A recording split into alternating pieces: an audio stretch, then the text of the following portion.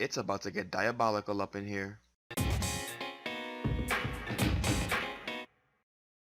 So, since I already made a video about Chrysalis, I guess I can make one talking about the other villains in the series. So in order to get my opinions of the MLP Rogues Gallery across, I'm gonna do a villain rush. Much like the season rushes I did last year, I'll be going over each villain in the series and giving my general thoughts on them. And since there aren't as many villains in the series as there are episodes in a season, I'll be able to spend a little more time on each one. Now, I'll only be covering main villains that appeared in the two-part episodes and the EQG movies, so minor antagonists like Trixie, the Flim Flam Brothers, or Suri Polo Mare will not be covered. Also, for reform villains like Discord or Sunset Shimmer, I'll only be covering their roles as villains. So without further ado, let's get into it.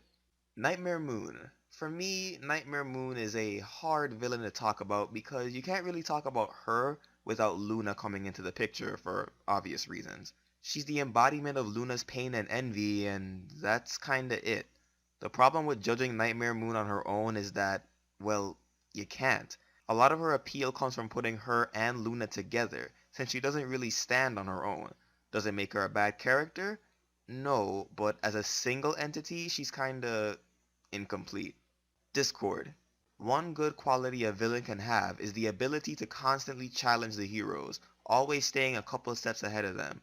It helps to build up the anticipation for what the heroes will do to win, since all their options keep going out the window. And out of all the MLP villains, Discord is the one that embodies this quality the most. On top of that, he's got endless amounts of charisma and charm, and the only thing he lacks is that intimidation factor that the other villains have. Still, during his time as a villain, he was definitely fun to watch. King Sombra. The Crystal Empire is, by comparison, my least favorite season premiere, and one of the main reasons for that was Sombra. He was one of those villains that had all the build up and none of the payoff. The main defense for him is that he's supposed to be an entity, a force that the heroes had to fight against, and that would have been fine if, he wasn't already introduced as a character. By the end of the episode, he didn't leave a good impression on me, and for a long time he was my least favorite villain. And then Fiendship is Magic happened. Man, did Sombra need this story. This comic single-handedly made something out of nothing and gave us something to latch onto, and it made Sombra's character infinitely more interesting. And with Siege of the Crystal Empire coming out in a month and a half, I'm even more excited to see what we'll get out of him. Sunset Shimmer. Sunset is a pretty interesting character. Seeing her try to rebuild her reputation was one of the things that made Rainbow Rocks a vast improvement over its predecessor. Good thing too, cause Sunset sucked as a villain. Her bland, popular girl personality didn't do much for a movie that was already incredibly generic, and her master plan was more paper thin than Charizard's defensive stats. Then again, that does make sense considering who her teacher was. Her short origin in the comics kinda helps, but not by much. As a villain, she didn't do much to elevate EQG1, and I'd much rather see her as a protagonist than an antagonist. TRex. So here we have the mixed bag of the group.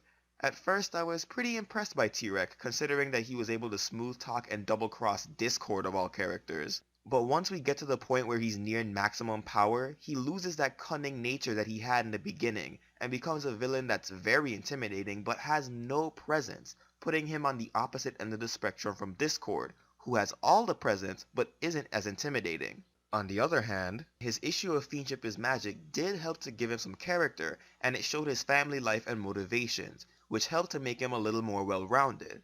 Again, mixed bag. The Sirens. It's one thing for one character in a strong group to stand out among the others, but it's a whole other thing entirely for only one character in the group to have, well, character. Adagio definitely has the charisma and personality that makes for a great villain, but Sonata and Aria, not so much. Sonata is just there to look cute and be a generic waifu, and Aria, I don't know what she's there for. You could pretty much remove these two from the movie and no significant change will be made to the story, which says a lot about how useless they are. Adagio is a great villain, but her two sidekicks really drag her down. Starlight Glimmer. So let's go over the list of all the main villains we got so far. Got an Alicorn, a Draconicus, a Changeling, a Shadow Pony, a She-Demon, a Centaur, and Sirens. How do you top all that? Simple. You don't.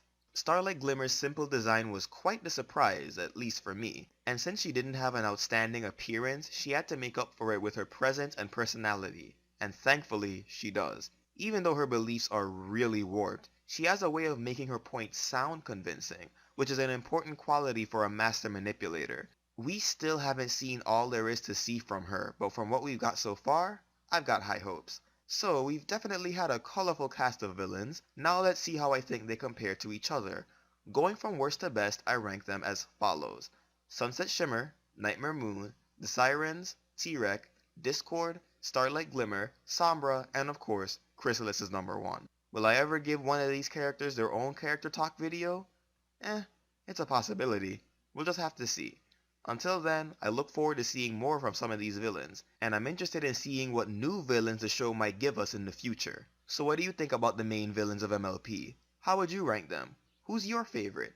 Let me know in the comments below or hit me up on Tumblr, and consider supporting me on Patreon or commissioning me for art via PayPal. Until next time, keep it sketchy, folks.